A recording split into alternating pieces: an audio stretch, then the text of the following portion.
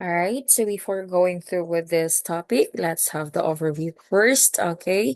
So this section deals with the understanding of one's thought through his or her written text, wherein a person could understand appropriately the message of the author for the readers. Mostly, they just get the message only by some part of it, but not the true meaning of each thought. Let's be aware on what we read because sometimes we're just reading, but we definitely don't understand. Okay? So if we are like this, that we just read, okay, nagbasa lang tayo without understanding, without comprehension. So it would just be useless, no? So sana hindi tayo yung ganito, no? That we're just reading or reading lang, no? Basta lang nagbasa, no? Just make sure na when we are reading, of course, we give time to understand, to analyze, to comprehend what we are reading. All right, next, sige. Topic outline, meaning of context, role and importance of context, types of context, clues, and the context clues itself. All right. Okay, so context, okay, according to Merriam Dictionary, okay, context for singular and context for plural. The circumstances that form the setting for an event, statement, or idea, and in terms of which it can be fully understood and assessed. The decision was taken within the context of planned cuts in spending, or it can be the parts of something written or spoken that immediately precede and follow a word or passage and clarify its meaning. Word processing is affected by the context in which words appear. Another definition of context, the parts of a written or spoken statement. So, laging ganito, no? Tatandaan natin, that context, it's a part of a written or spoken statement, no? That precedes or follows specific word or passage, usually influencing its meaning or effect. You may have you have misinterpreted my remark because you took it out of the context. The set of circumstances or facts is around a particular event, situation, etc.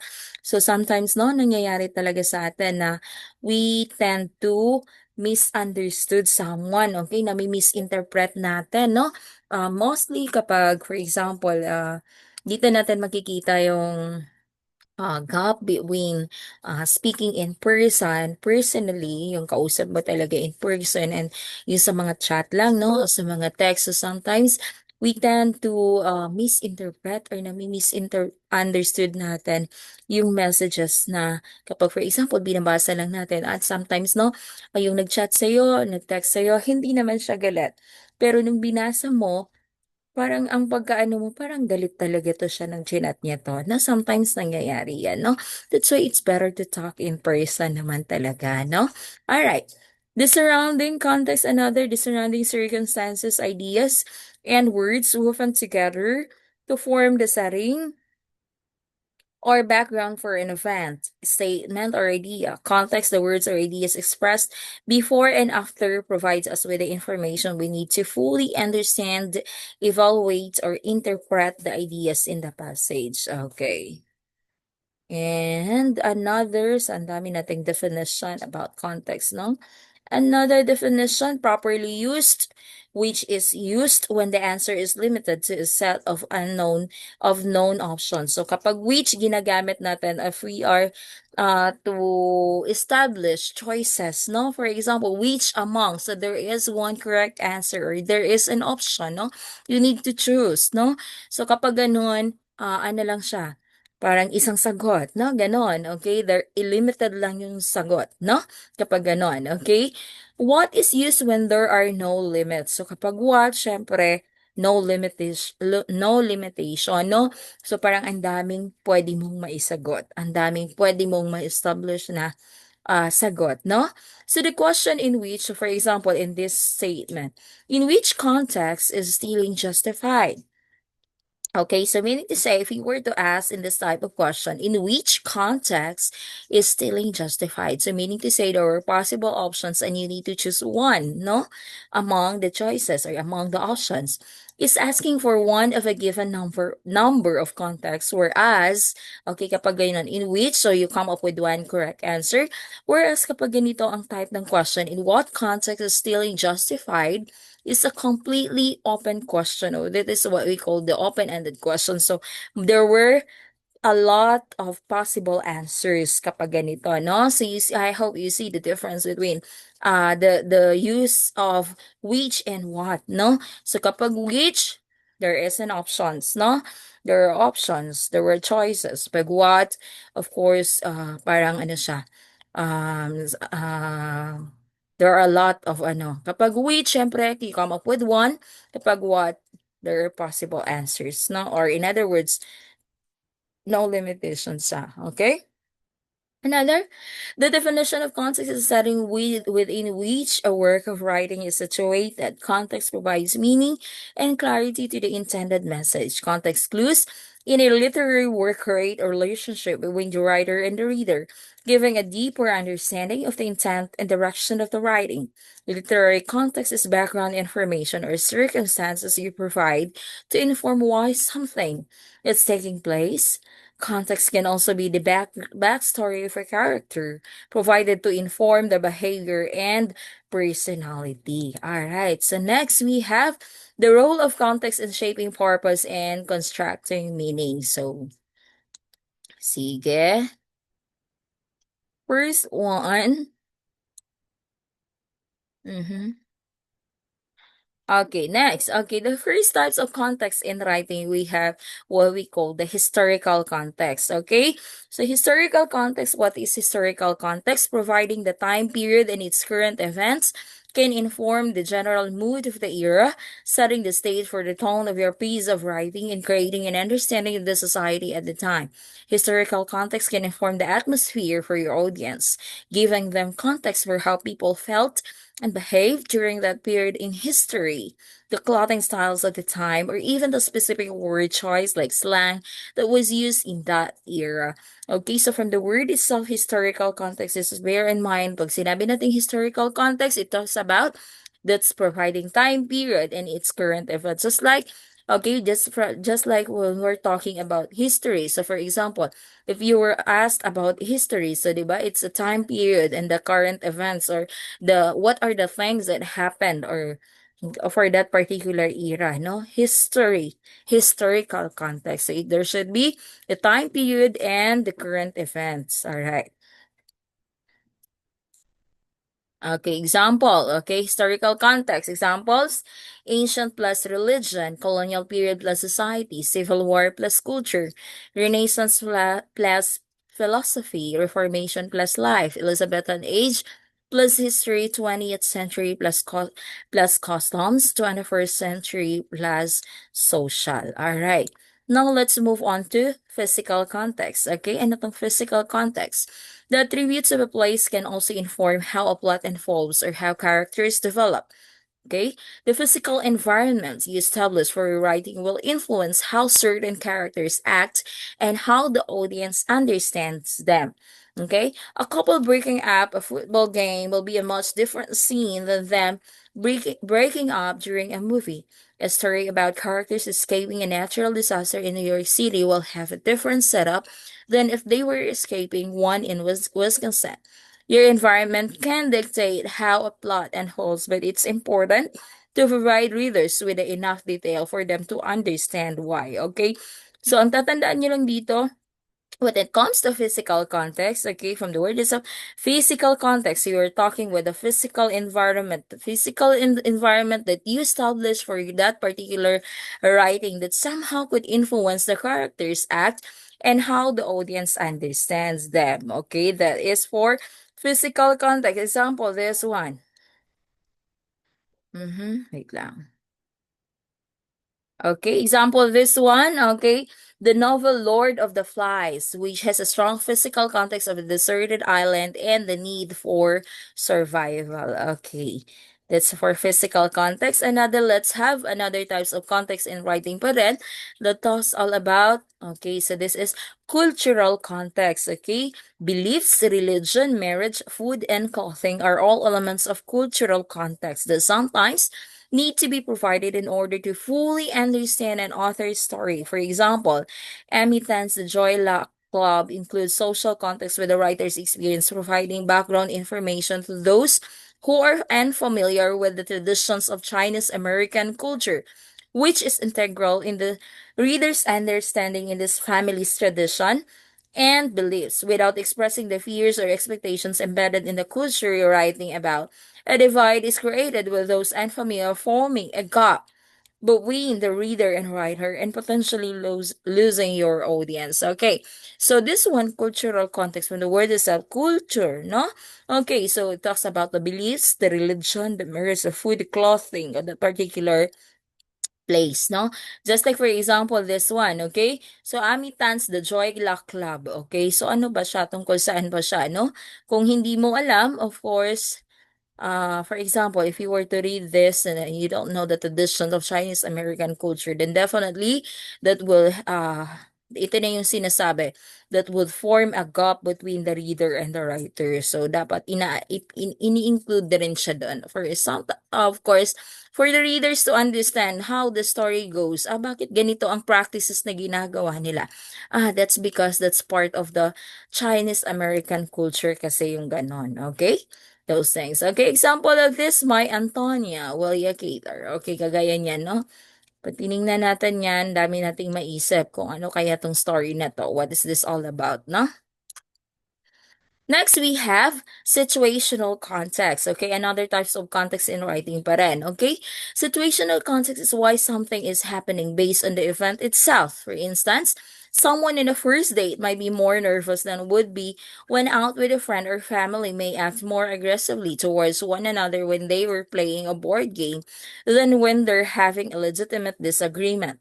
With situational context, the audience is able to understand how the circumstances of the event occurring affect those involved. Okay. So, situational context, why something is happening. Ito lang yung tatandaan nyo. Why something is happening based on the event itself. Situation, no? Anong nangyayari? Okay, this one, classroom as a situation. Okay, sige. Next, another types of context in writing pa rin. Let's have authorial context. Connects a particular work to the author's life. Did it come at the beginning of his or her career, in the middle, or at the end? Okay, from the word itself, authorial context, it talks about the author's life. Okay, connects a particular work to the author's life. From the word itself, authorial, author's life. All right. Next, we have biographical context. Okay, formed by the beliefs, education, culture, and experiences of the author. So from the word itself, it's all about the experiences of the author pa rin. Or in other words, the life of the author. From the word itself, biographical. Okay, from the word biography. No? All right. Next, we have another types of context in writing pa rin. We have the connotative context, use of a word to suggest a different association than its literal meaning, which is known as denotation. Okay, so tandaan, suggest a different association than its literal meaning, that is connotative. Okay, another, let's have literary context, background information or circumstances you provide to inform why something is taking place. Okay, tandaan natin yan.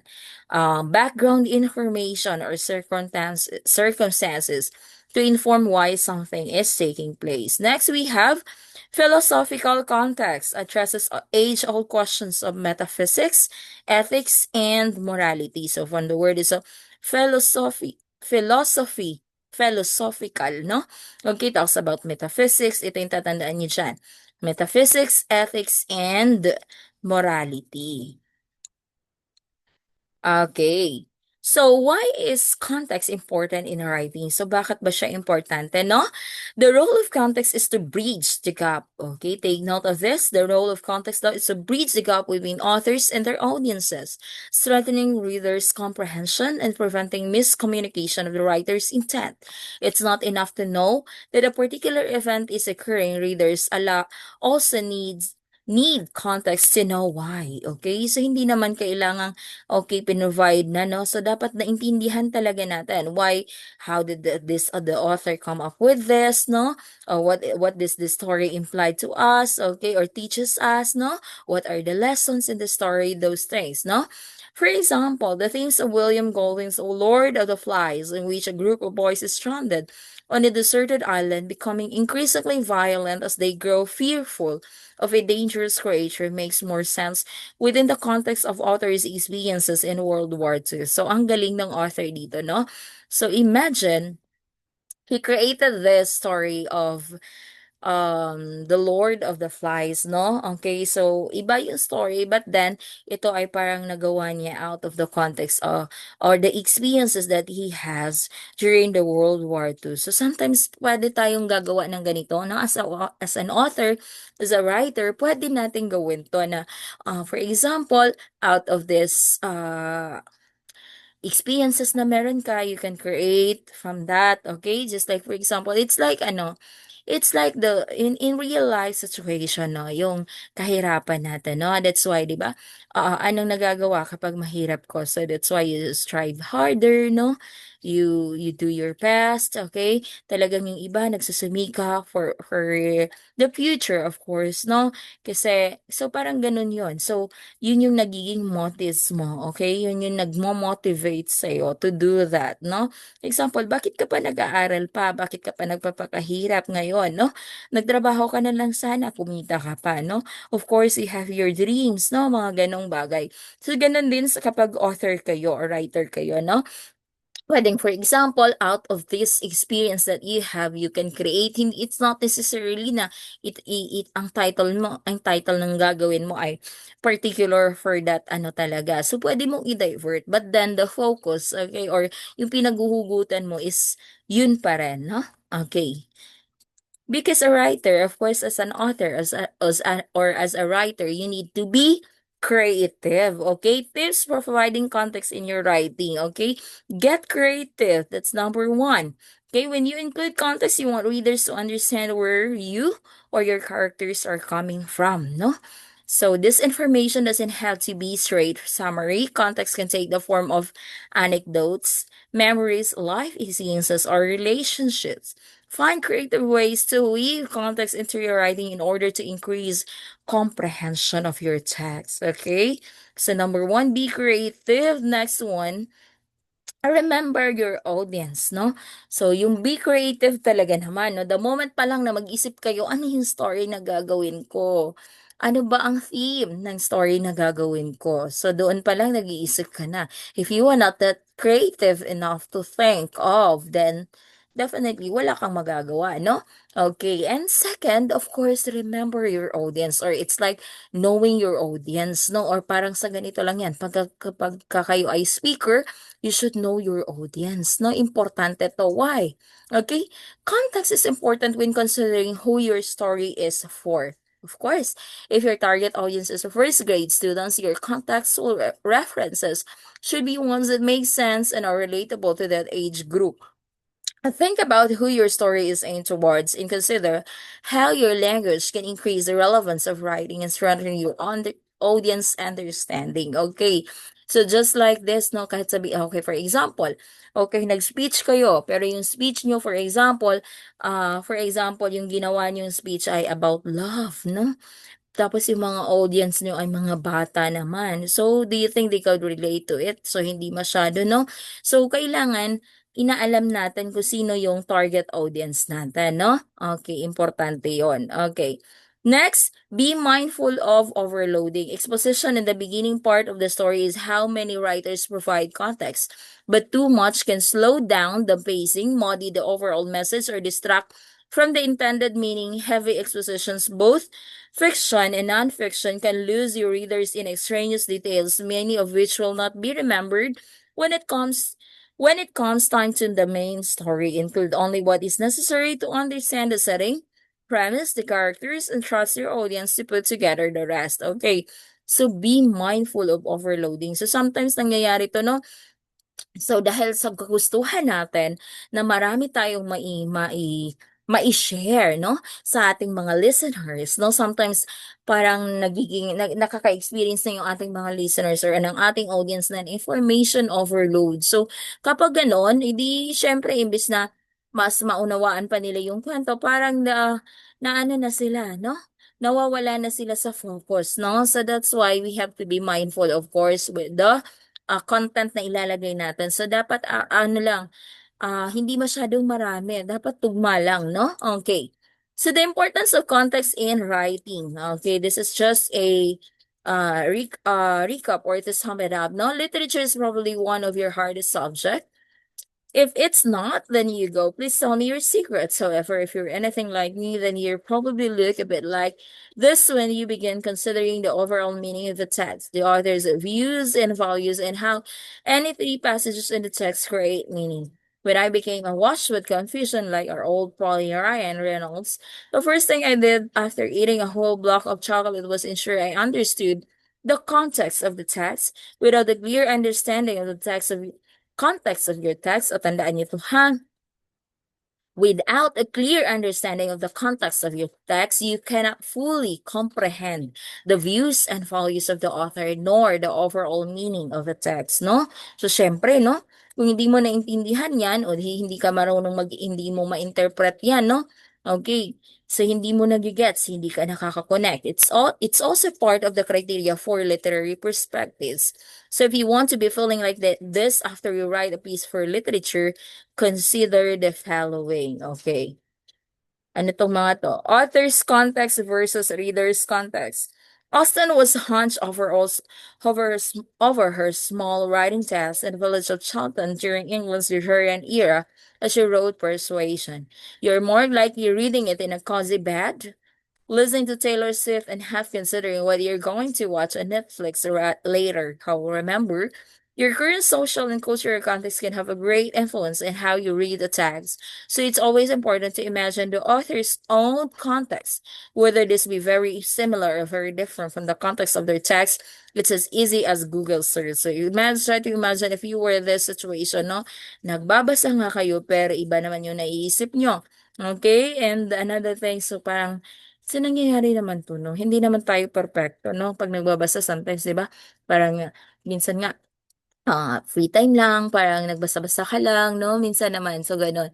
So, pero dapat, see to it that when we're reading, of course, dapat yung full concentration natin nandun 'no, otherwise sayang lang 'no. Okay, next, social context. The social context of a text is the way in which the features of the society it is set impact on its meaning. There are two aspects of social context. Okay, tandaan nyo to. The kind of society in which the characters live and the one which the author's text was produced. So those were the two types of social context na meron, no? Next, again, this is just a summary, parang ano, okay? The historical context of a text is entangled with its social context, as underlying norms and conventions are historically specific. The historical context is important to note, especially when large changes have occurred between the time the work was produced and our current day, so it is not assessed by our own concerns alone. So that is historical context. Next, we have cultural context refers to a particular way of life involving religion, race, and nationality, as well as things like food, dress, code, and manners. Furthermore, culture can relate to art, music, writing, literature itself. Cultural context, which is similarly linked with the social, historical, and ideological context, is especially important to note if the author is attempting to make comment on an aspect of culture or the clash of two cultures. Next, ideological context. Ideology refers to the system of beliefs and ideas that underpin our attitudes and behaviors. Such ideology may be valued by society as a whole or be the basis of conflict. Ideology is a context that is in many ways invisible. This is because our own is largely internalized and normalized. We act accordingly to our assumption and social norms. So sometimes, no, so instead of ano, parang nakikiuso tayo or nakikibagay tayo within the society, no? Okay, next we go through with context clues, okay? Are commonly found in non-fiction texts than in fiction, although they are sometimes found in children's literature, often with the goal of building readers' vocabulary. Words can have multiple meanings, so being able to infer the correct definition from context is a valuable reading comprehension skills. Okay? Okay, pag sinabi natin context clues, hints that the author gives to help define a particular or unusual word. The clue may appear within the same sentence as the word to which it refers, or it may follow in a preceding sentence. Because most of your vocabulary is gained through reading, it is important that you be able to recognize and take advantage of this context clues, okay? So do you know the importance of context clues? So sobrang importante ang context clues class. Why? Okay?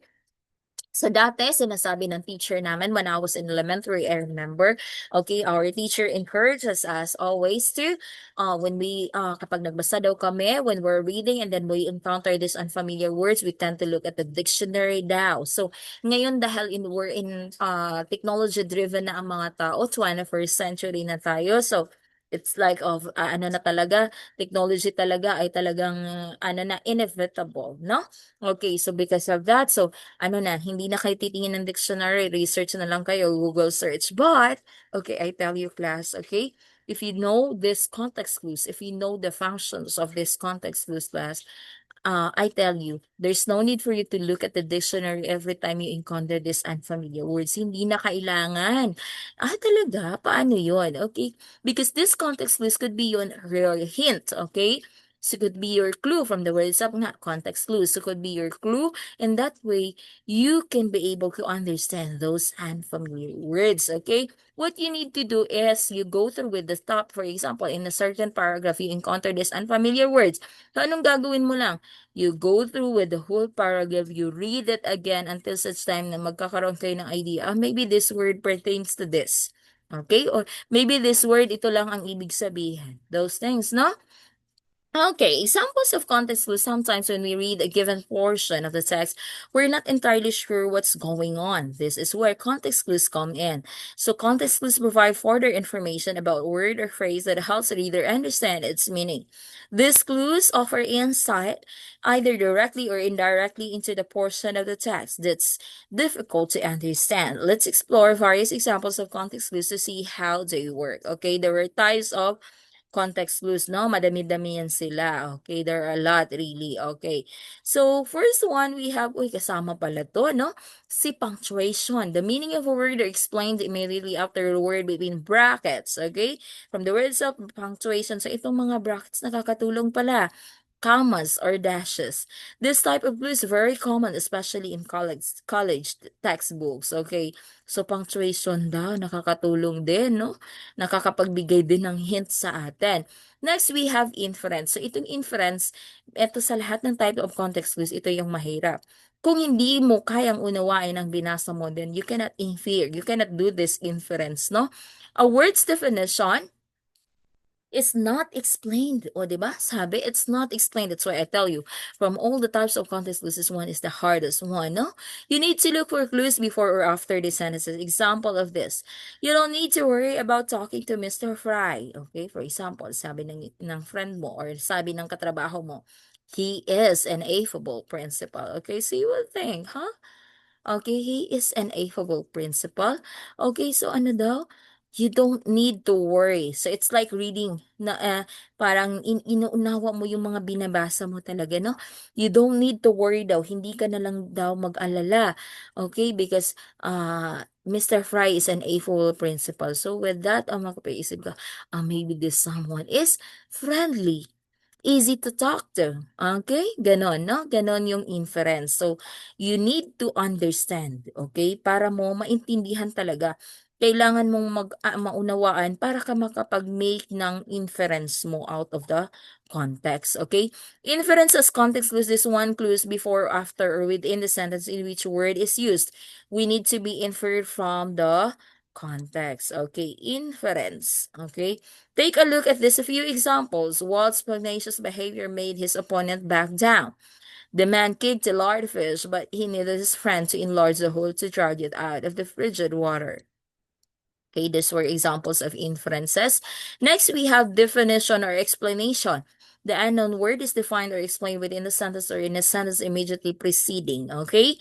So, dinidefine, ini-explain. So, madali lang siya, no?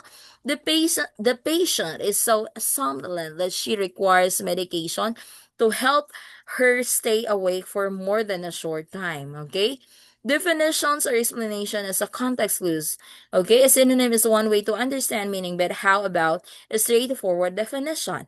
It's hard to misconstrue a context clue when the actual definition is provided. Also, a friend or a family member ever asked you to, just come right out with it. Sometimes readers don't want to search for your meaning. Instead, if you provide a bigger picture and offer added detail or context, the reader will come to understand the tricky word. Okay. All right, so here are some examples. Okay, the team was elated because they just found out they placed in the semifinals. So the vocabulary word is the word elated. So therefore, it simply means that they were happy, no? Okay, because they were placed at the semifinals. Okay, next. During the demonstration, a skirmish broke out, so the police were called to restore the order. Next, the manager wanted a weekly inspection, which is methodical examination of all the equipment. All right. So next type of context that we have examples. From the word itself, example. So those vocabulary words is given examples to for you to understand or for you to define the term example. Celestial bodies such as the sun, moon, and all stars are governed by predictable laws. Okay, the word is celestial bodies. Okay, so hindi mo alam anong ibig sabihin ng celestial bodies. Okay, anong gagawin natin? Okay, you go through with the story. Sabi celestial bodies such as. O, di ba? So therefore, ano yung nagiging clue natin? Ito pala yung mga celestial bodies. The sun, the moon, and the stars. Alright. Examples as context clues as an example of word is given following sentence or within the sentence. Alright, next. Here are some examples. Miss Hart is a compassionate person and volunteers at the food bank. Miss Fry is an affable principal. He knows everybody's name. If you have a problem, talk to him. Ricardo is so arrogant. He's always bragging about how great he is at sports. Okay, those were example. Next, we have antonym. Okay, ano naman tong antonym, no? Siguro naman alam na alam niyo na to. A word or group of words that has the opposite meaning reveals the meaning of an unknown term. Although some men are loquacious. Example of this, no? Although some men are loquacious, others hardly talk at all. So, ang vocabulary word natin, the word loquacious, no? So, others hardly talk at all. So, no? Yung iba daw, hindi halos nagsasalita. So, meaning to say, this is the opposite of the word loquacious. So, meaning to say, we can say that the word loquacious means, okay, can be talkative, no? Madaldal, okay, maboka, no? Antonyms as context clues. Sometimes the best way to understand something is to understand what not to do or what something isn't. In the same way, an antonym or an opposite can convey meaning. If you point out the differences, you come to understand each component better. Okay, here are some examples. Marty is gregarious, unlike his brother who is quiet and shy. Attempting to avoid the accident was futile. It was impossible for either of them to stop in time. This painting of the landscape is picturesque, while the one of the old house is just plain and ugly. All right. Next, we have kung may antonym, of course, my synonym. A synonym or word with the same meaning, okay, is used in a sentence. My opponent's argument is fallacious, misleading, or plain wrong. Synonyms as context clues, the most basic and perhaps helpful type of context clues are synonyms. If you can't decipher a meaning, adding a few synonyms or word with similar meanings is a surefire way to point out your word's meaning. Kasi nga, okay, and another thing, ang ginagawa dito sa iba, no? Iba. For example, the vocabulary word nilalagyan ng word na or. So, 'di ba? So therefore we can infer that ito yung other word than that. That is an example of synonym then somehow, no? Take a look at this few examples. It was an idyllic day, sunny, warm, and perfect for a walk in a park. Okay, the vocabulary word idyllic day. So ano yun? Sunny, warm, and for perfect for a walk. Okay, idyllic day or ideal day, no? Para maggala-gala, no? Okay. She hums continuously or all the time and it annoys me. Okay? Okay. The crime he committed was egregious. He'll never recover from his horrendous scandal. Okay. So those are examples of synonym types of context clues and Of course, that ends my discussion. Okay, I hope that you learned something for this discussion, and God bless you all. Bye, everyone. Thank you. God bless.